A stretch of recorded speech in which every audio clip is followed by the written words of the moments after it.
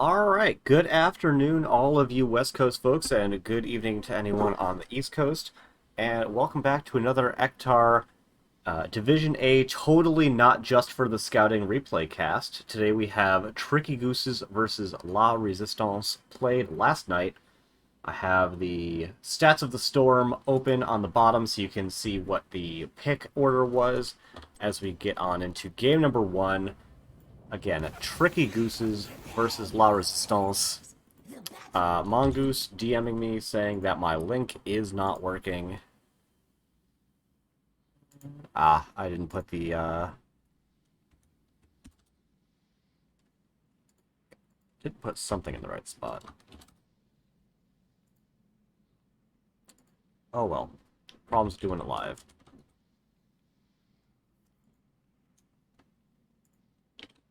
Okay, it didn't like the way that I put carrots on it for some reason, but anywho. Gonna go ahead and hide stats now that you have had time to see the draft order, as we're gonna want talents as we go into the actual game. On the left-hand side, as mentioned, Tricky Gooses with Lumi playing Anduin, Duck playing Johanna, Ni playing Gul'dan the Duke on Diablo, and Computex playing Hanzo on the right-hand side in the orange. We have La Resistance with Divine playing the worst hero in the game, Prometheus on Brightwing, Aquas on Mal'Ganis, Mr. Bros on the Gray Man, and Azuriel is on Tassadar. As mentioned before, checking the level 1 talents, Johanna going into Shield Glare, Diablo into the Soul Shield. We've got the Suck build coming out from Gul'dan, which you don't see a whole lot of Gul'dan these days, but when you do, that tends to be the build you see. W build from Hanzo, and Andrew going into the Even-Handed Blessings. And on the right-hand side, we've got Q build for Hanzo, and being completely fair, I don't know much about the other talents, other than Brightwing going into the Phase Shift on level 1, which is very common. Unfortunately, I do, in fact, know the result of this match and the order in which the games are won, but I will do my best not to allow that to influence the way that I'm describing the events as they unfold. We had a bit of a charge onto Aquas, but going to get topped off quite nicely by the Brightwing heal there. Looks like we have a slight advantage in overall wave clear on the side of La Resistance, as they're able to clear mid lane, although they're going to miss some in top, actually. Trading out some top soak so they can get started on that Bruiser camp just a little bit sooner. But Tastar's going to be able to pick up most of the globes. Brightwing and Gray Man is going to be on that camp. And actually, Johanna, I had mentioned this before, is in the off lane doing I've seen a lot more emphasis on heavier frontline recently, so Johanna in the off lane isn't the most unheard of, but it's certainly not a particularly common thing. This Bruiser camp getting picked up earlier is going to allow a lot of room for La Resistance to get space on the map to do things. Diablo finding some damage into Aquas, but gonna get topped off again by Brightwing. And look this is just good siege damage. That's what you get for having a good camp clear at level 1 in that Gray Main. Duck is going to find some damage onto Mr. Bros, though. Cleanse from Brightwing will get rid of that slow enough for him to get on out, and Aquas is going to be able to get out as well. The best camp take on the side of Tricky Gooses is Hanzo, but certainly not until level 4. Which they just picked up. They're actually going to say Gul'dan instead. Actually, probably before level 4 it is Gul'dan, because he has the spammable AoE. And with Hanzo going to Explosive Arrows, actually, that is going to be Gul'dan being better on camps for basically the whole game, if not actually the whole game. Samuro doing the good work to kind of double soak. You do see Samuro double soak on some maps, usually going into that Blade Storm on level 10. Before that, he's not great at it, but just the fact that you have a Samuro is really strong. Hello, Raka. Sorry, but there are no sugar and marshmallow bunnies or chicks here, so you will be unable to peep. Bruiser Camp getting picked up at this time by Tricky Gooses quite a bit later than their opponents, but they are going to be able to use it to equal out some of the damage on the front wall, although Greymane was in the bottom lane, so the camp advantage is in the favor of La Resistance, but not an XP lead really in favor of either team quite yet. We've got Level Force picked up for both teams. Piercing, Chastise for Anduin. I love that talent. And Electric Fence has become more or less the go-to, I feel like. Ooh, Mr. Bro's almost getting snapped up by Diablo, not quite getting the overpower. Going to use it instead onto Mal'Ganis, who is just going to skedaddle on out of there. And actually, Blue get a surprisingly early Web Weaver, so I thought this would have been a little bit more contested. There is a chick right here. We don't use that kind of slang around here, Raka. The Duke going for a bit of damage again into Aquas. Aquas playing relatively far forward this whole game. Isn't getting punished too hard quite yet. I feel in large part because Tricky Gooses don't have the hero lineup to punish an aggressive positioned tank. But that might change a little bit when the level 10s come online. Telstar actually going into the Psystorm talent on level 7, so not going to have more frequent Qs, but will have more damage on each individual Q because of that. Aquas is going to get stunned out against the wall and rooted by Anduin, and that's going to be First Blood. Brightwing not able to get the Z off in time. And at a really important time in the game, because that means that Azuriel isn't really safe to defend very far forward, because the Duke definitely can tower dive and get some damage into him, if not threaten to kill, without that Mal'Ganis providing the peel action. Still not going to be a fort going down, it looks like. That would be very unusual for a first Web Weaver, even after getting a kill onto the tank like that. Duck is just going ahead and 1v1ing Divine in mid lane. Only about a half-level lead in favor of the blue team at this point. They are quite far off from a turn-in. Their opponents just barely have a turn-in. I actually didn't pay attention to notice if Mal'Ganis ended up dropping his gems or if they got picked up. But generally, a couple of front walls is all you really expect out of that first objective. Getting half a fort in top lane is actually a bit above average. Another good stun coming into the Mal'Ganis here, and the root Brightwing is going to get the stun off this time, and that just shows kind of one of the problems with Mal'Ganis. He's a little squishy, and his escape/disengage abilities are a little on the slow side, so they're very susceptible to being interrupted. Buck appeared to be having some trouble in this 1v1 in bottom lane. Just poke damage going out in mid lane. It's a 4v3 right now, so the Duke is going to look for an engagement, but Brightwing is going to stop the overpower with that poly. Although the stun coming out onto Azuriel, I think they're going to be okay. But it is going to cost Brightwing their Z, as Greymane has been on this camp the whole time, going to be able to take it. So on the whole, pretty nice camp advantage in favor of La Resistance, but hasn't actually amounted really to anything. That one kill giving the XP differential in favor of Tricky Gooses, letting them get that level 10 first. Prometheus is going to get an uncontested turn-in top lane, only 7 gems off from turn-in, and the 10's getting picked up now for both sides, so no real advantage, no time for Tricky Gooses to try and make an advantageous teamfight happen. Looking like mostly pretty expected. Also, I think the Dragon's Strike is definitely the standout, unusual talent pick coming in here. You almost always see Dragon's Arrow, and especially if there's not a ton of setup for it. Like, sometimes you see it with Entomb, or some other big CC abilities. There's only really the Blessed Shield to set it up, so I'm not sure how amazing that's going to work out. Lightning Breath coming out, putting a lot of damage into Azuriel, but not able to lock him down enough to get the kill, and that is going to be a Kaimo cleanse, and Diablo going down, but souls are coming back. Anduin stun being used as just a disengage tool as the red web weavers are coming down. Diablo will be back in just a couple seconds, but he will be papier-mâché. So he's going to have to farm up souls before he can really do his job to continue threatening the front line and peeling. Duck taking some damage, but a big overextension onto Greymane. Brightwing got the frame-perfect trick of getting the teleport off, but not the heal. Big unfortunate for Greymane there, as he is going to go down, and Prometheus brought down to about half because of that. Wait, oh my god, is that Dark Conversion? It is Dark Conversion, so I take it back. That is the standout unusual alt pick here in this game, not the Dragon Strike. Samuro kind of wrecking shop in bottom lane. Johanna just not able to keep up with him, as all of that fort does go down.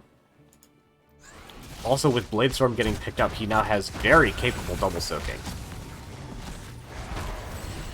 The Duke just using the Shell Charge as a disengage tool Top lane being pinged, it is under threat, but isn't going to go down even without anyone rotating up, and Greymane is going to rotate up to make sure that that is A-okay.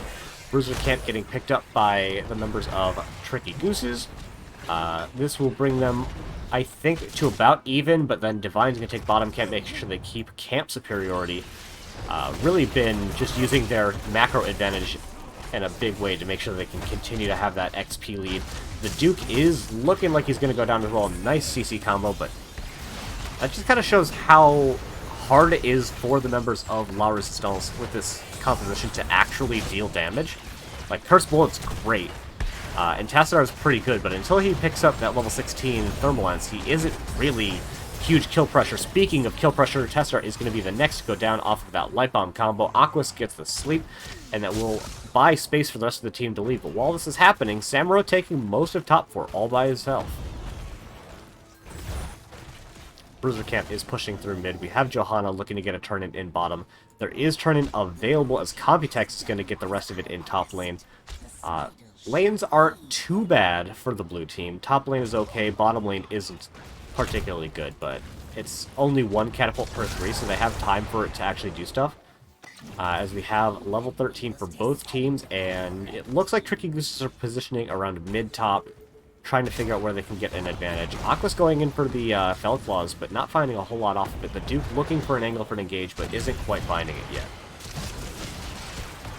Big damage going out onto Nanani, but no real follow-up. It's just kind of inconsequential poke damage that anyone will be able to heal up over time. Big stun coming out, but it isn't going to get followed up on. It's just going to cause a reaction from Prometheus. We do have a pretty big Dark Conversion, but Diablo is going to be fully healed almost at the end of it. And Prometheus barely surviving with sub 3 digits of hit points, and Mal'Ganis, even with that pretty decently sized Dark Conversion, is going to go down. There's still a Webweaver in bottom. Mid is getting cleaned up right now. I don't think that port is quite going to fall. Ooh, it actually might. It's going to be close. Go, hero minion, go. No, actually, all focus fired onto the Samuro clones. I thought that heroes didn't take priority over forts like that, but once the clone goes down, the fort is going to go down as well. There's a 1 fort advantage in favor of Tricky Gooses. Water time. Make sure to always be drinking water while casting.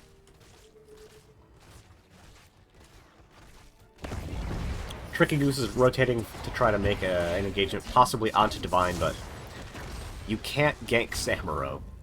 It just... If Samuro dies to a gank, it's only because he let you.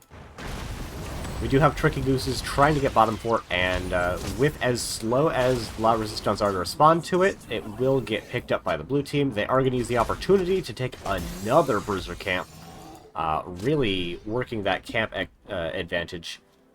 We can see, looking at the Mercenary XP difference, it is more than double in favor of La Resistance, but that isn't the biggest of deals when they're down so much in minions and heroes. Level 16s are coming online now for Tricky Gooses.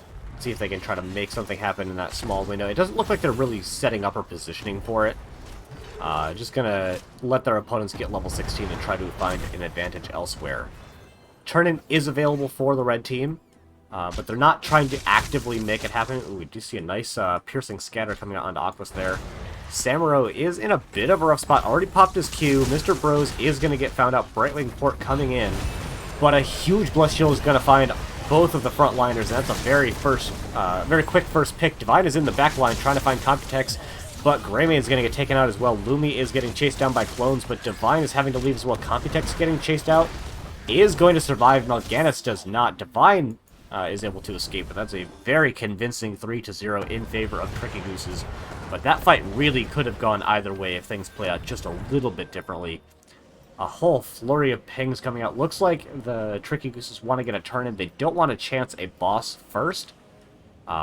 Just taking the guaranteed value instead of trying to greed out for boss and turn in. Although they're going for it now. They need... It looks like Computex has all of their gems. Yeah. Diablo's only one off, so you can just grab one from the lane as well. I'd like to see Computex go and actually start this turn-in to get it timed out a bit better.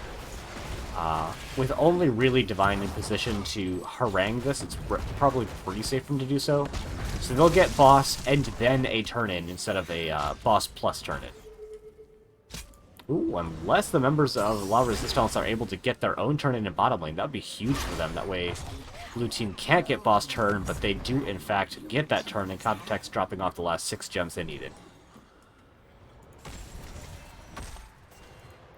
Big pressure in the top lane as the boss is crashing into the wall, and we see 4 members of both teams here. We see Johanna on the way as well, so it'll be 5v4 plus boss, and soon to follow a Web Weaver in the top lane.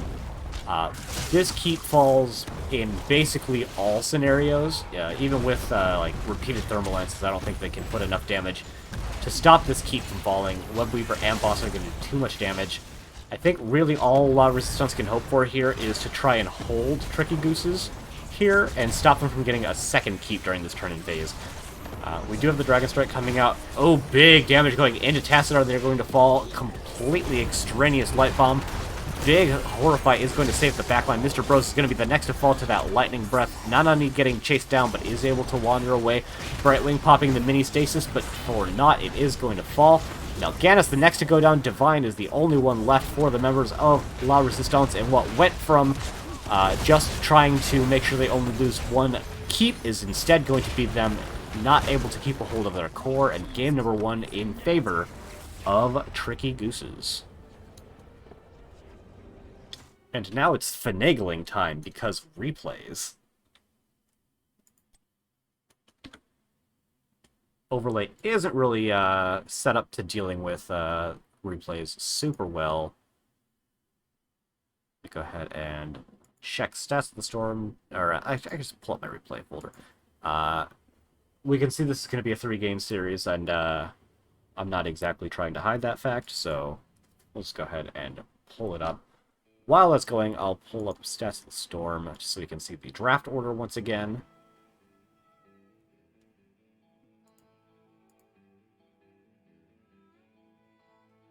There we go.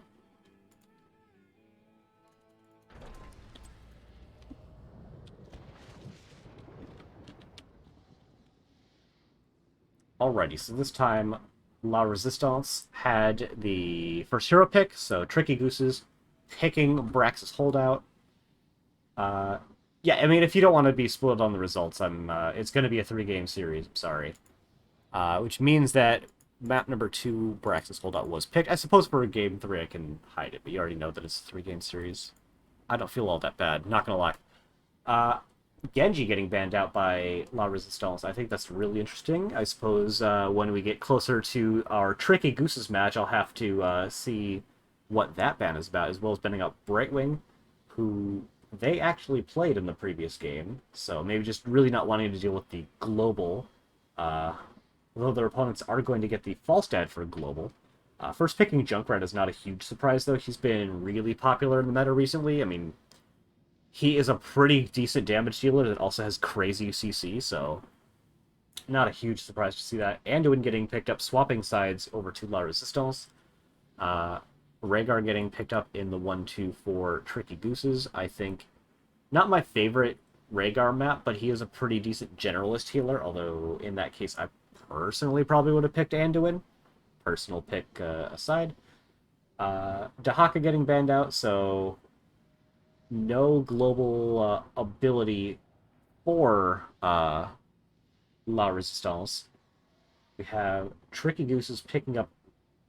They swap sides. Is that right? Colors are backwards. Yeah, Stats of the Storm does that if you search sometimes.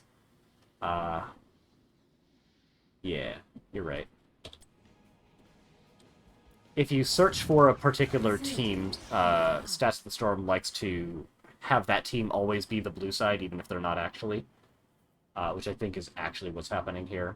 So we can see the order at which things happen. The colors aren't going to match up, and I apologize for that. As long as they didn't swap sides. You didn't swap sides, did you? Goodness, you did. You guys. No wonder it's differently colored. Swap team sides. There is, in fact, a button for that, but now I'm going to be so thrown off. That's okay. Alright. Getting on into it here. Spawning on the right-hand side in the blue trunks, they are the Tricky Gooses. You can tell because Birdie and Duck are playing Junkrat and Haga respectively. The Duke is playing the Diablo, Nanani playing Jaina, and Lumi is rocking the Anduin. So heroes didn't swap sides, teams did. That's what's happening here.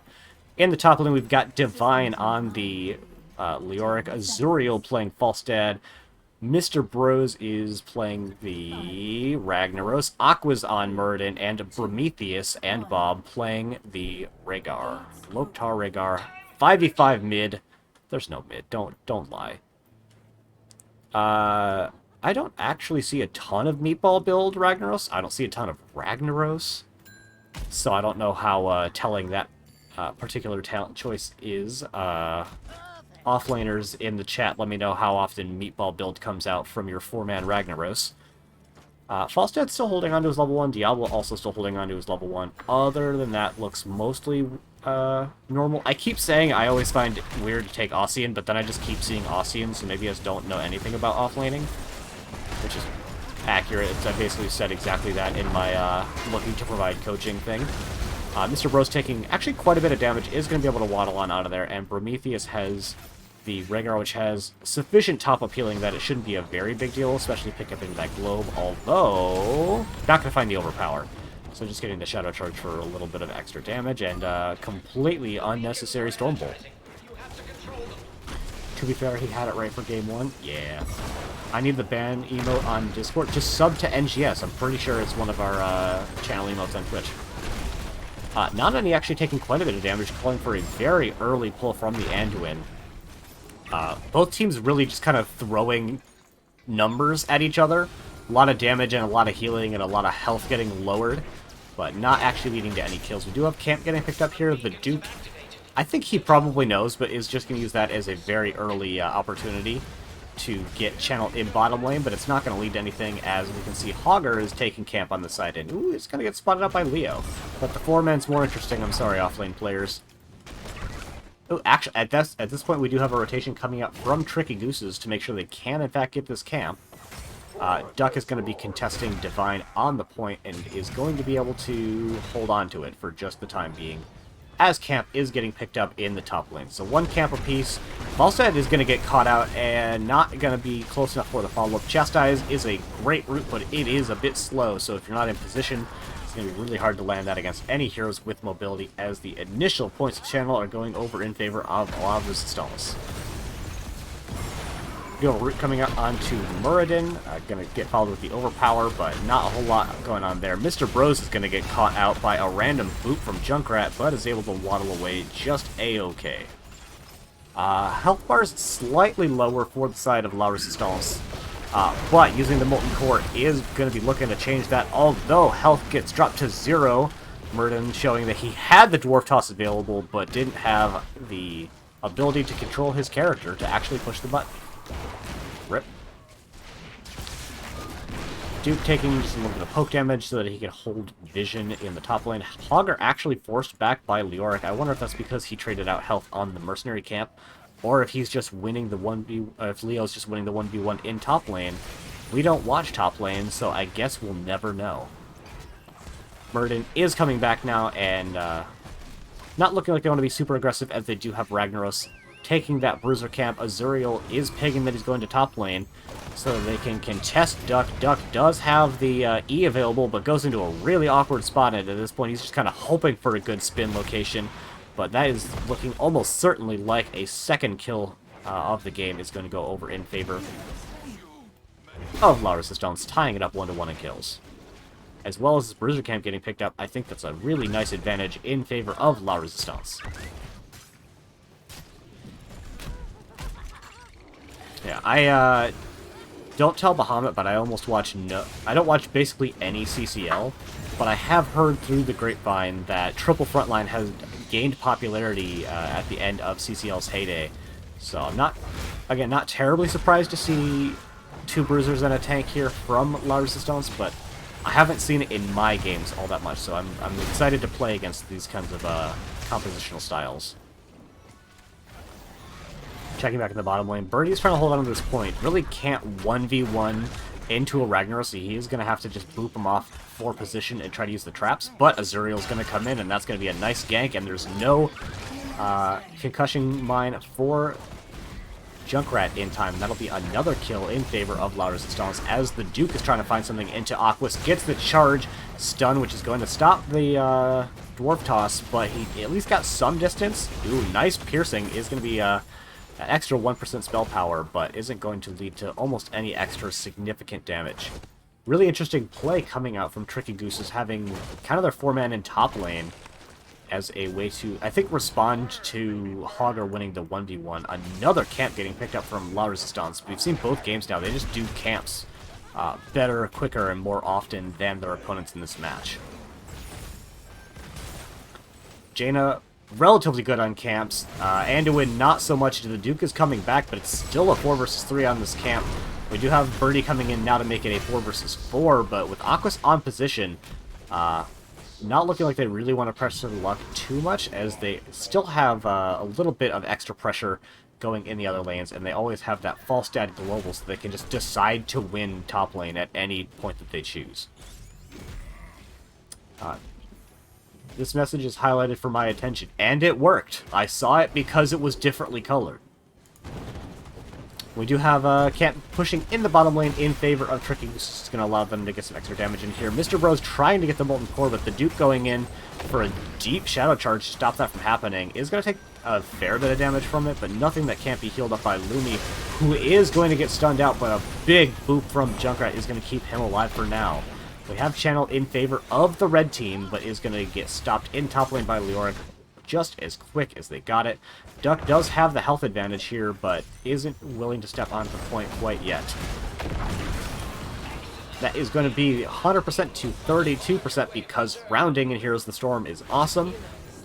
Going over in favor of the La Resistance team, we have 4 versus 3 because of that Muradin kill in bottom lane. Normally, we'll see Ragnaros being used for the Molten Core to stop the damage from the Zerg Wave. A big aggressive stun coming out from the Duke there. Does get the stun onto Azuriel, but at what cost, really? Zergwave getting the entirety of the front wall and a little bit of damage in the fort. Again, about what you tend to see, as long as there aren't significant kills prior to the Zergwave checking the top wave. Basically nothing, a little bit of damage into the front wall. Maybe that front wall will actually fall, but the top, actual turrets are still alive. The Duke going for another very aggressive charge onto Azuriel, taking more damage than the team was able to dish out. I think if he had APOC, these are going to go a lot better for him, but oh my gosh, taking a ton of damage, and we have the Sulfurous Smash, not quite getting the Crispy Taco for the kill, however.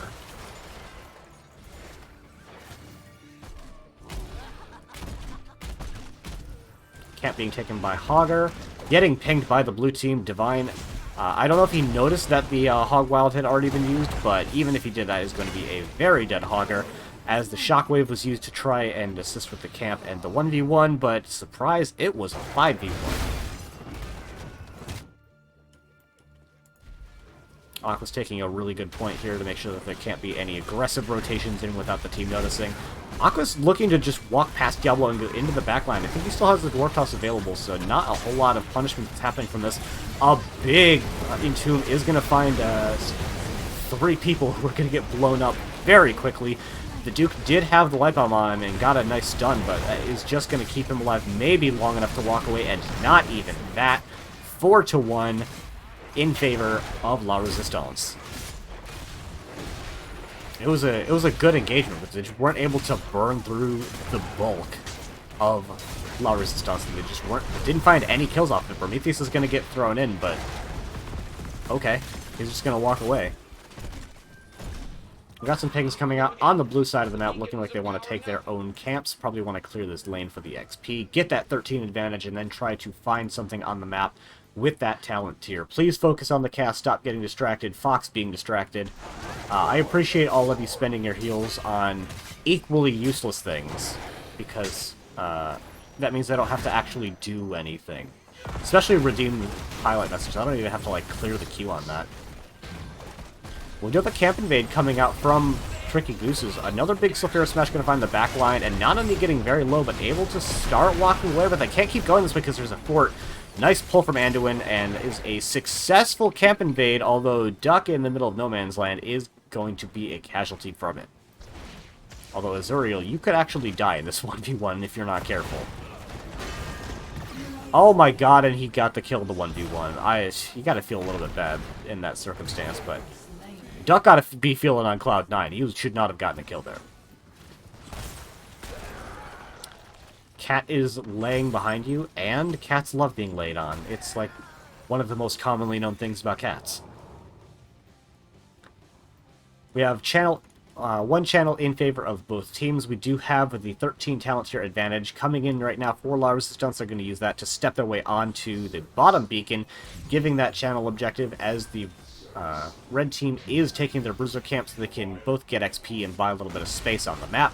They have Falstad flying and now making it a even, I believe, team fight, 4 versus 4, although with Lyra coming in from the back line, gonna find that skeletal swing, and he's got the Entomb onto 2. Lumi is gonna get hit with the Crispy Taco and go down. Diablo doesn't have souls, so if they fall, they will be long in the Hall of the Storm as well, although it doesn't look like he's gonna quite go down. I believe the Meatball Explosion is on 16, which would have secured the kill there, but not quite having that talent tier available just yet. Yeah. Meatball Explosion is 16. We do have the channel in favor, 100 to 0. Is it Judgment Hinterlands? I thought it was Sulphurous Hinterlands.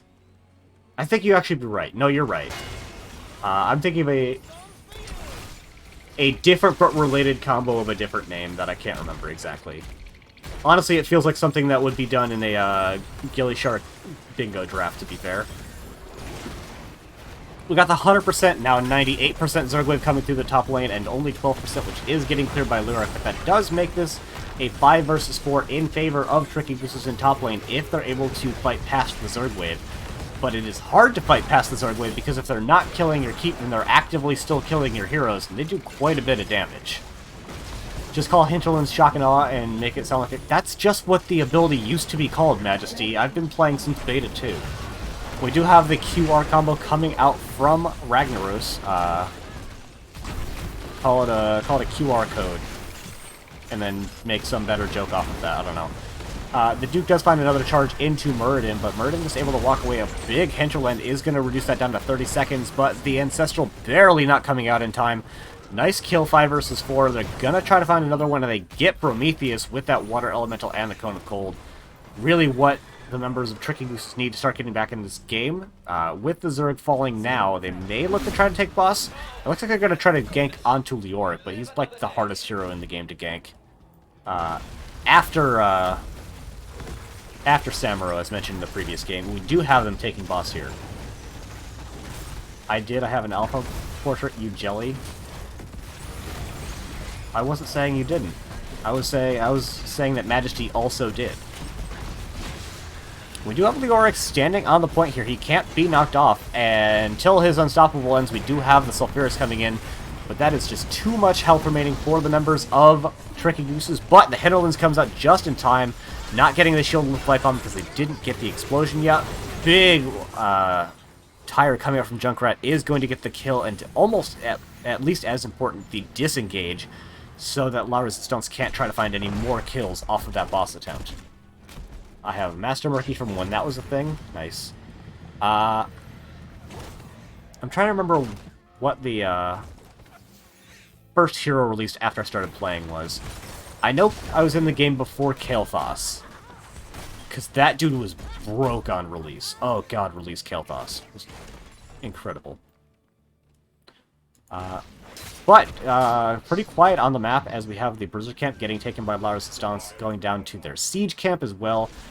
It is 5 versus 5. They're going to find Tricky Gooses looking to see if they can maybe catch Divine out. Probably only get some damage and force the E. But now that they have their 16s, both teams are in a pretty even spot as far as actual teamfight goes. The Duke going in for just a raw Shadow Charge combo into Muradin. He does take quite a bit of damage, but the Ancestral comes out in time this time, and the Sulphurous is going to find a huge stun, and the Skeletal Swing going to secure the first kill onto Junkrat. Nanani is looking to get out of there. Muradin's going to have cooldown soon. Looks like they're not going to try and make an engagement happen. Just going to settle for their opponent's Bruiser camp, and you know, going up 1-0 in kills after your opponents start the engagement and then taking their camp is a pretty good spot to be. Release Kael'thas was nothing compared to Release Thrall or Li Ming. I'll give you Li Ming, but only because of S of Johann. Release Kael'thas being able to explode living bombs with other living bombs, as well as Ignite applying to all of the heroes. So you could get successive Ignite explosions was the... I've never seen one hero kill 4 heroes so fast as Release Kael'thas. Diablo looking for an engagement is going to get himself engaged on. A nice pull is going to come out right in time with the Entomb. Cooldown trades up slightly in favor of La Resistance, although with 2 pulls, that is arguable. Big pressure coming out in the top lane is going to have to be responded to. Will buy some space for La Resistance to push through the bottom lane as the Zerg is channeled 100-0 in their favor once again. And it was going to be going into the bottom lane where they have already been setting up pressure. We do have a Diablo combo coming in, gets followed up with the Light Bomb, not leading to any kills quite yet. The Duke is going to have to walk away, and the Meatball Explosion not going to get the kill there.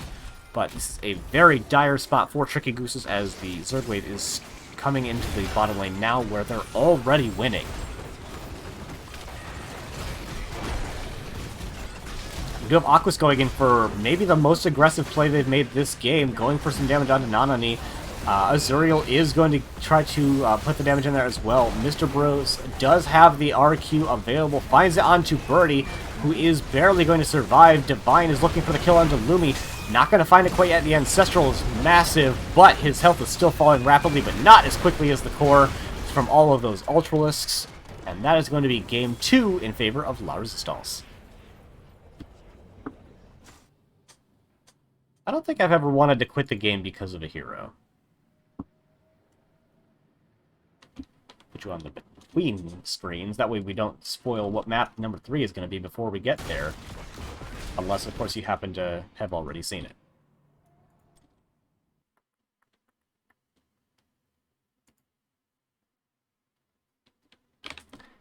Can we bet on game 3? Hell yeah.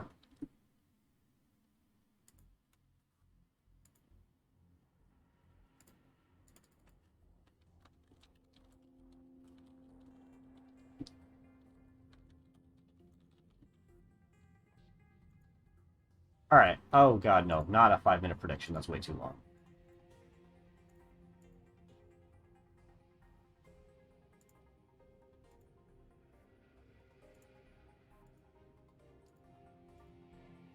Alright. Got a 2-minute prediction coming out.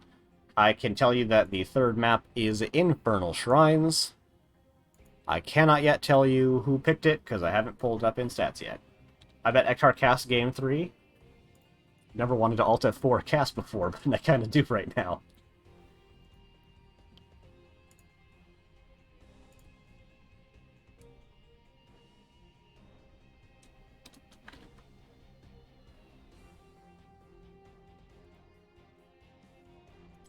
I voted wrong team. You don't even know what side the teams are on yet.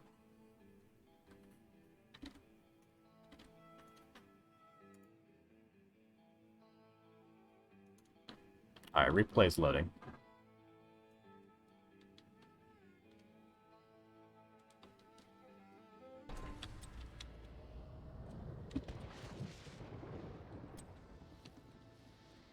Hello.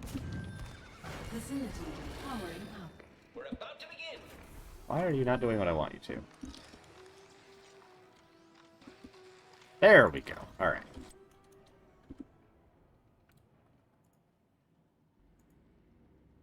Oh god, that looks like it was intended and everything. Love to see it. I will scroll up just a little bit. Hopefully you don't see all the way to the top. You don't. Alright. Blue is Tricky Gooses on this indicator. So it is exact opposite again. We have La Resistance with first pick. I pulled up the same replay. I'm dumb. I never do what you want me... Oh, wait, you mean the other thing. Rocket, you do things that I want you to all of the time, and then you ask for permission retroactively and apologize about it. Don't front.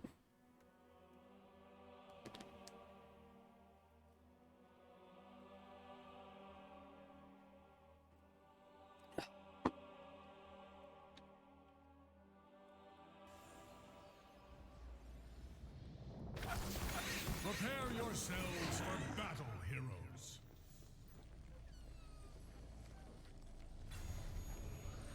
Alright. Infernal Shrines. Draft is on the bottom. It's the opposite colors again. I'm sorry, but I'm also not. And the team swapped sides again. Irksome. I hope that doesn't influence your prediction in any way. The battle begins in On the left-hand side, we have, once again, the Tricky Gooses with the Duke on Diablo, Birdie playing Tassadar, Nanani on the Tychus, the Duke on Balaze, and Lumi is playing Stukov. On the right, we have La Resistance with Mr. Bros once again on the Swagneros, Aquas on Murden, Prometheus on the Brightwing, Azuriel on Falstad, and Divine on Dahaka. Pulling up talents. And we're going to pause real quick just so that I can get rid of Stats of the Storm so you have a little bit more screen real estate.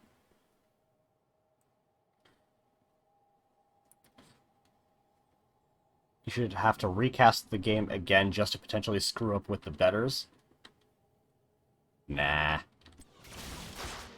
Alrighty, level 1 talents. Once again, we have Meatball build. I wonder, I mean, with the Dahaka, I think this really stands to reason that the Ragnaros will be once again in the 4-man, which we already see.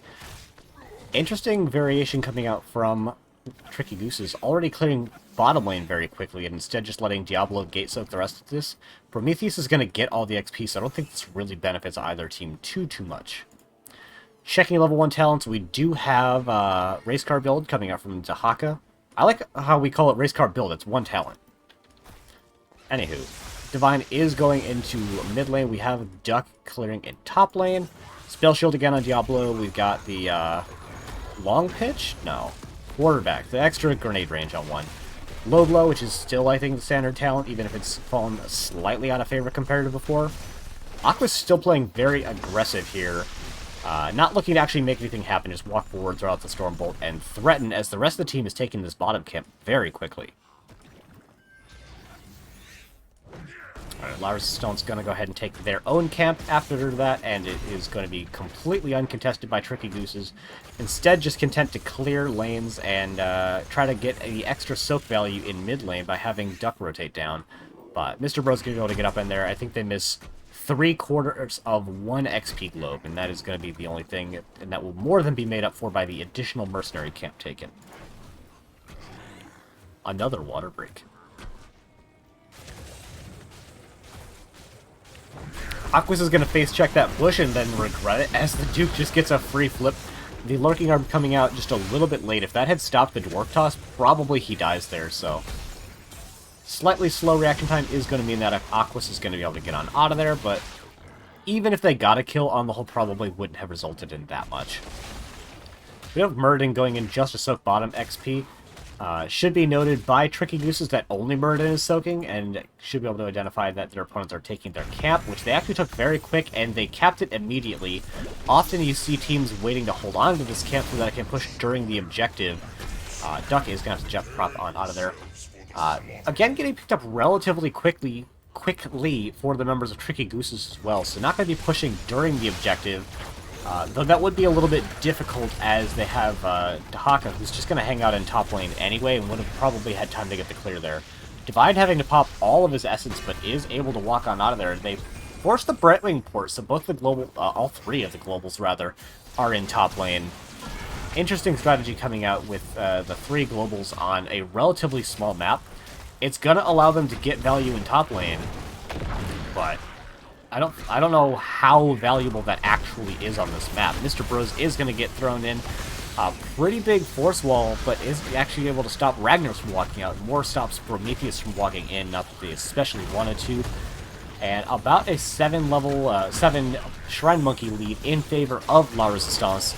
Another big Shadow Charge coming out onto Azuriel, but not having the follow-up CC quite in place means he's able to barrel roll on out of there. But still about 8 Shrine Minions in favor of the red team. They do have Molten Core, but Mr. Bros isn't really in a position to get over there and do it. The Force Wall, again, not really stopping Ragnaros from walking away. Very slightly missing out on these combos means that La Resistance are still able to have full, firm position over this objective, and that'll be the first objective going over in favor of La Resistance. And they're going to pick up a Tassadar kill for good measure. Very nicely done. it's an arcane Punisher, so like kind of every team's least favorite Punisher. It doesn't have the teamfight potential of the Frozen. It doesn't have the raw siege damage value of the Mortar. It just it's kind of annoying more than anything. The jump gets pulled by the Duke. There was no real attempt to follow up on it by La Resistance. So not able to really find anything off of that. Good lurking armor is going to prevent any possibility of an engagement from La Resistance, getting the entirety of the front wall and basically nothing else.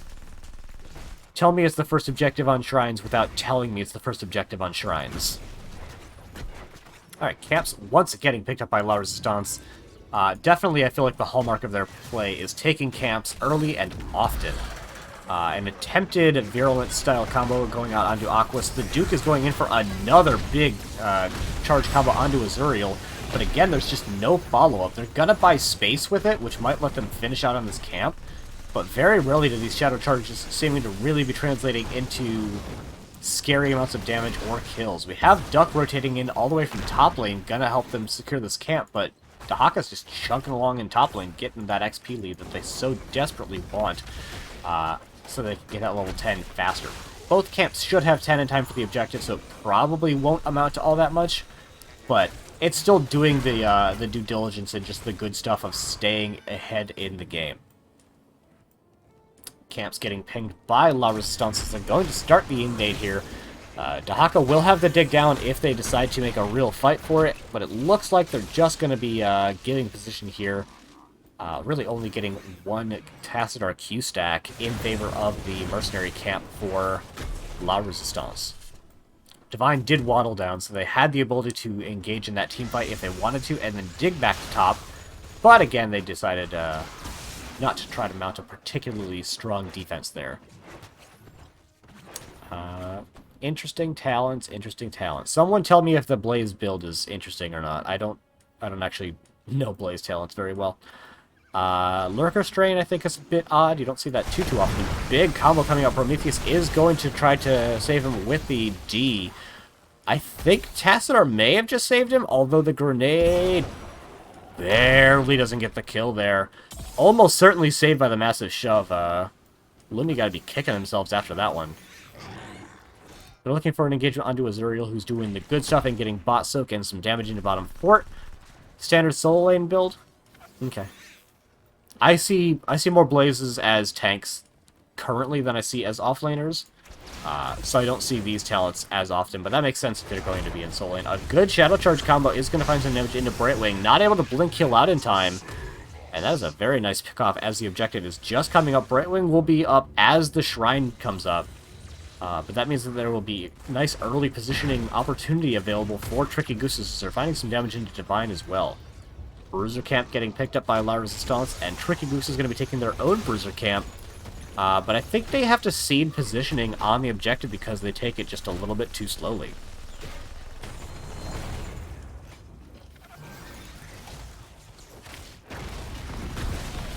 We have a nice early Shrine minion advantage in favor of La Resistance, as Ragnaros is actually quite good at it between his empowered Q and the meatballs being able to group them all up nicely.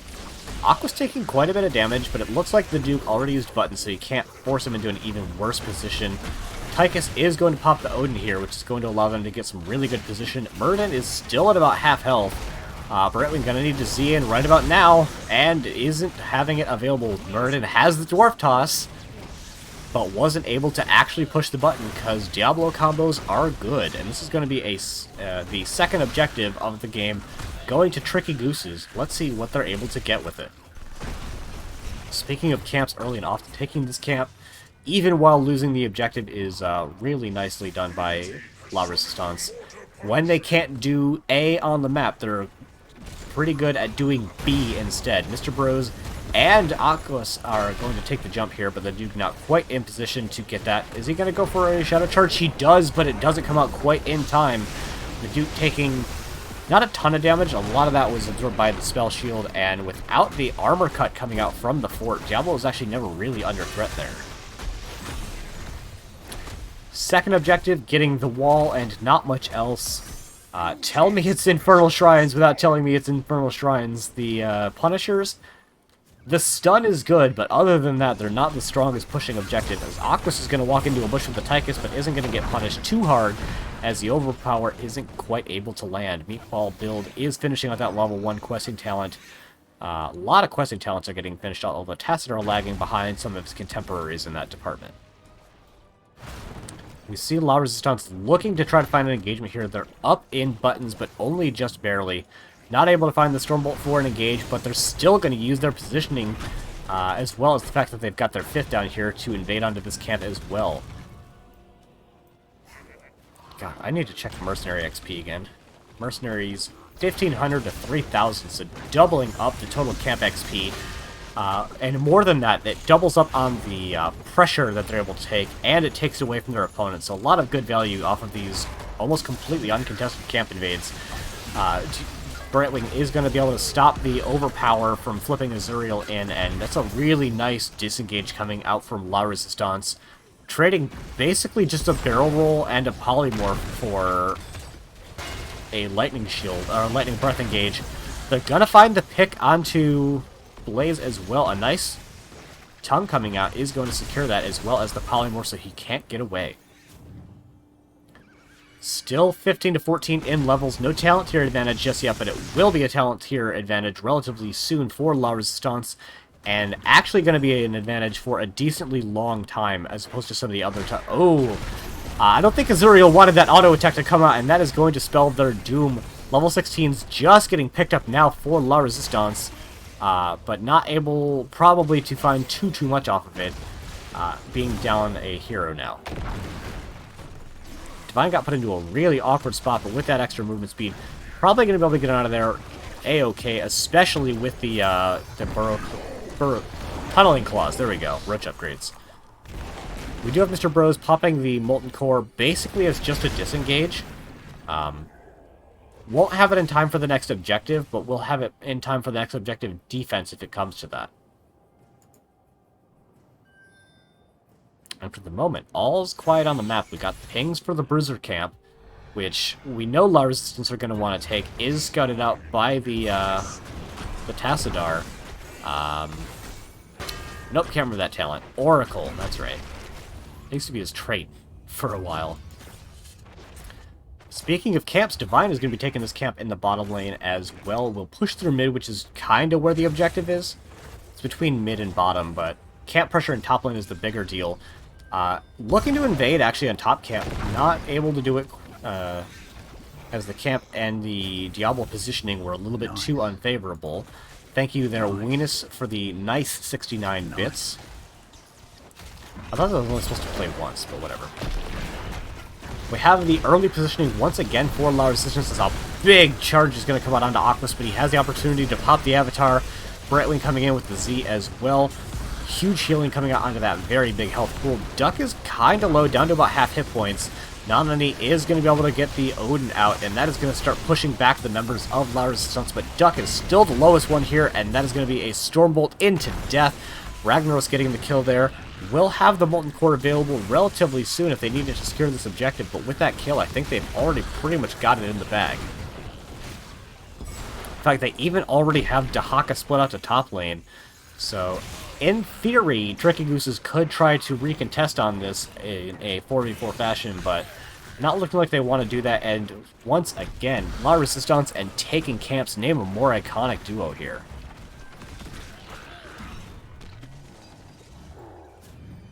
How's it going, Weenus? I saw you had a pretty good replay cast late last night, which presumably you should remember because I made you run fast while during it, so I hope that you had a good night after that as well, and a good day today. Objective pushing through the bottom lane in favor of La Resistance. A Frozen Punisher, which is really the one you want at this point in the game, turning off those buildings. Not looking to try to follow up the jump quite yet. They have Aquas really guarding this flank, even though they should see most, if not all, of the members of Tricky Gooses behind the wall here. We'll go ahead and hide talents for the time being, as it isn't probably going to be super important during this objective push. Pulling the Punisher all the way back towards the core. It still gets the freeze onto the bottom keep, however. Tassadar damage is starting to force the members back. We have Diablo going in, but gets Polymorph. Isn't able to find anything quite yet. They have the disengage gust if necessary. They do decide it's necessary and are able to finish disengaging. They maybe don't lose the keep. They barely lose the keep. Really nicely done by La Resistance to make sure that they can get just enough damage and not staying a second longer so that Diablo wasn't able to find another big engage. Getting through the workies. I have nothing to say to that. We see in top lane the members of La Resistance clearing the XP, looking so they can set up the lanes. The only lane that they don't have a fort advantage in is they have all of their buildings. Mid fort is down, bottom keep is down, and Diablo is going to get snagged out of that bush and absolutely blown up. Didn't even have time to pop the spell shield, I don't believe. So that is going to allow for a lot of positioning for La Resistance, playing very aggressive with their mana advantage now. Technically not a mana advantage, but a Diablo with only 25 souls is only like half a hero at this point in the game, so not a whole lot they're going to be able to do with that. The Duke looking for an engagement onto Aquas, but he does have the Dwarf Toss and is able to use it. No Stukov Silence is going to stop him from jumping out of there this time. Had the Avatar if it were absolutely necessary as well, and once again we see just the 4-man roaming around doing whatever they want on the map, and Divine taking camps in the other lanes. Really, really leveraging their macro advantage over and over again. Water Break the third.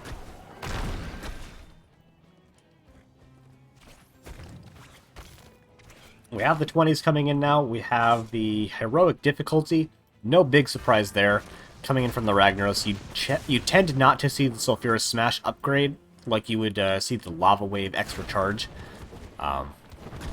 Once again, we've got the... Oh, I wish I remember this talent name. Phase Out coming for the Brightwing.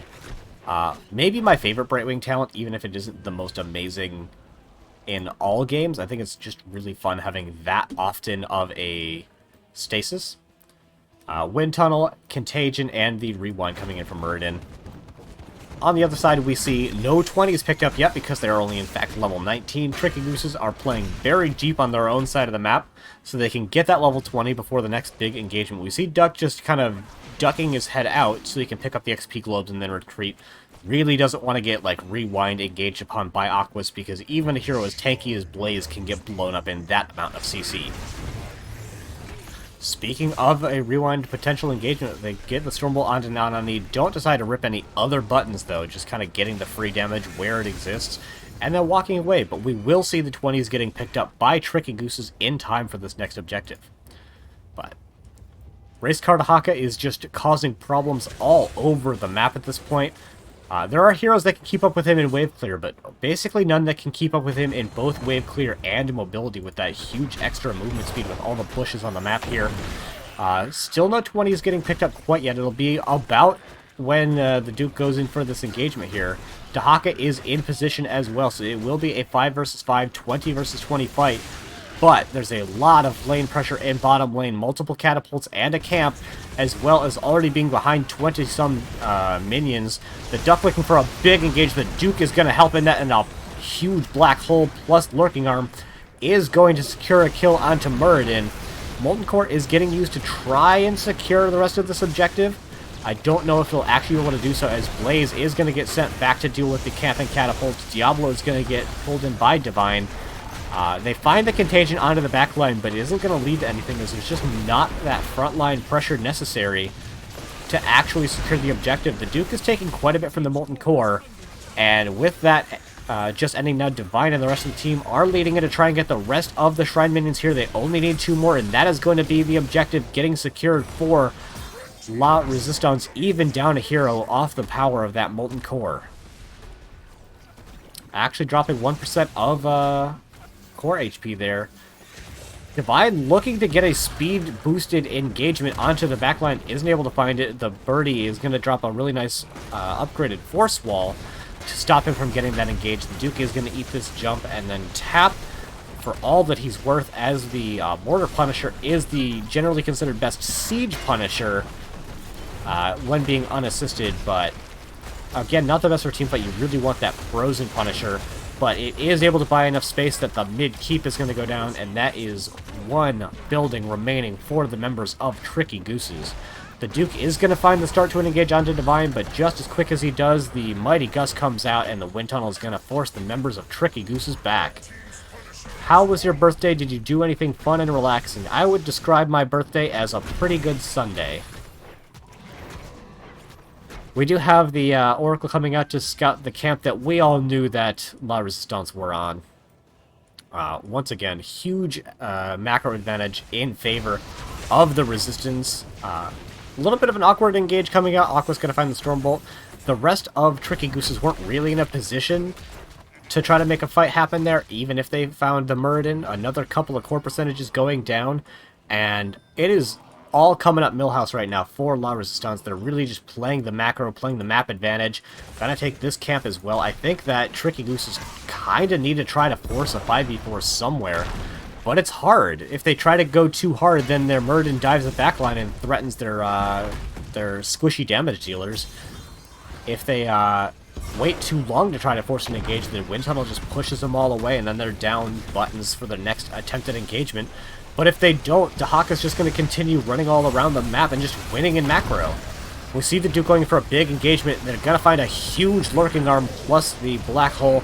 Not able to find anything, and Birdie is going to get tongued out of there by Dahaka.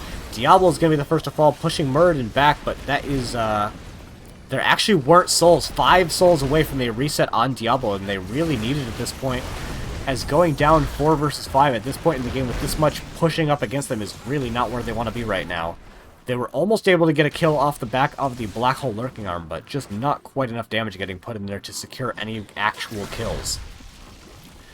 Divine is using that boosted speed to try and find another tongue engage, not quite finding it. Tychus using that big old button to push the members of La Resistance back, but a lot of catapults and a lot of minions are building up. They're not doing a lot, but they're threatening to do a lot, is the thing. It keeps the core shields from regenning too much. It means that they can't respond as quickly in the rest of the lanes. It means that even if they do lose a fight, they have to spend their time just undoing what La Resistance have already done instead of actually getting ahead in any meaningful way. So, for Tricky Gooses to come back, I think they're going to have to win multiple successive, decisive team fights. Never turn your back on Winions. We did, in fact, see a team go up 3 kills to 0 and then die in bot lane to Winions. It was really unfortunate for them. Thank you more for the follow, as we have just finishing up Game 3 on this replay cast. Almost certainly the fight over this last objective is going to secure victory here. We got pings coming out. I don't know if that was from the Duke and friends about how scary these bushes are, or for the members of La Resistance to put threats into the bushes. Either way, gonna find out big combo Ada into Diablo. He has just popped the spell shield, so not taking as much damage as he could have. Is gonna have to pop the Hellgate as a disengage, and now Blaze is split awkwardly from the rest of the team. Big Contagion gonna land on a 3. Can they find any additional follow-up? They cannot, so they're able to successfully disengage. But that is going to buy a lot of space for La Resistance to actually take point on the objective here and start getting ahead on Shrine Maidens, as they've done so many times, as we once again have catapults building up in bottom lane, damage being done into the top keep, so we have 4 people pushing out into top, but Divine is split as well. It could still go in favor of Tricky Gooses, but they're going to have to navigate this so carefully. Divine's going to dig up into top lane, find the tongue into the Odin, is going to find a lot of damage and possibly the kill, but not quite yet. Divine is chasing Nanani down for all he's worth. They were able to save their keep from their core from taking too much damage, as Blaze is finally able to recontest into your Lurking Arm. We're going to find some damage into Aquas, and Brightwing with the heal on the D is able to keep Muradin alive, but at what cost? They took even more core damage at this point. They're gonna maybe be able to win this objective, but it's just going to go into a fort. We see Falstad flying to bottom lane. We see Dahaka waddling there as well. They're going to put some more damage into the core, and all of this damage is permanent. Duck is pushing in to try to stop it. The shield did get to start regenerating a little bit, but with the catapult, Divine and Azrael putting damage in here, that is going to be game number 3 and the successful backdoor by La Resistance.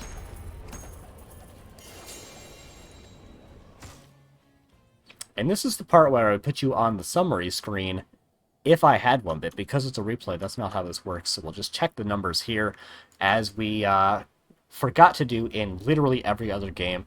Most damage actually coming up from Ragnaros. I find that very interesting.